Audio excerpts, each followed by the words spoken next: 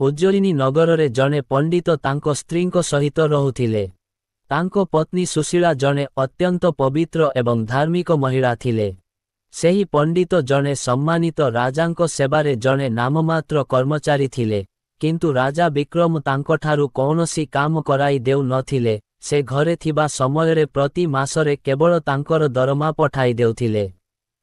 जेतेबेले से दीर्घ समय पर्यंत कौनसी काम नकरी राजकीय सुख उपरे निर्भरशील रहिले, सेतेबेले दिने से तांको स्त्रींकु कहिले, प्रिये, वर्ष वर्ष बीतीगलानी जेतेबेले मु राजांको सेवा पाई अर्जित टंका उपभोग करि आसुछि, किंतु मोठारु कौनसी काम निया जाय नाही।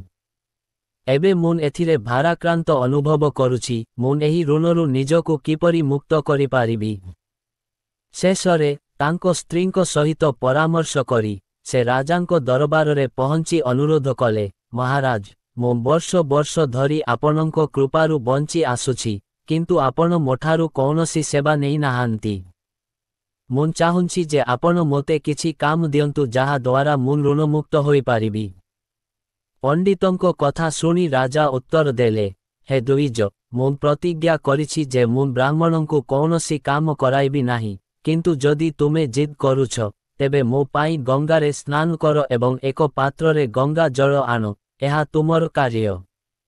राजांको अनुमति पाइबा परे ब्राह्मण बहुत खुशी हेले एवं घरकु आसी तांको स्त्रींकु सबु कथा कहिले। स्त्री कहिले, प्रभु, मु आपनंको बिना किछि खाए नाही कि पिए नाही। आपनंको अनुपस्थितिरे मुन किपरि बंचिबि। एहापरे ब्राह्मण कहिले, मु मोर प्रतिमा तैयारी करी एठारे स्थापन करिबि, तुमे ताहाकु देखि तुमर दिन बिताई पारिबो। एहा कही से तांकर प्रतिमा तैयारी करी घरे रखिले एवं यात्रा पाई आवश्यकीय सामग्री धरी राजांकोठारु विदाय मागिबाकु गले।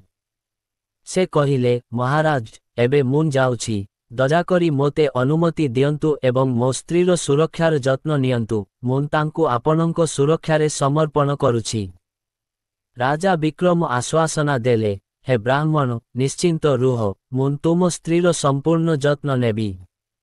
दर्शक बंधु, एही कहानीर पार्ट 2 किंबा पूरा वीडियो देखिबा पाई चैनल को सब्सक्राइब करी नोटिफिकेशन बेल को ऑन करंतु।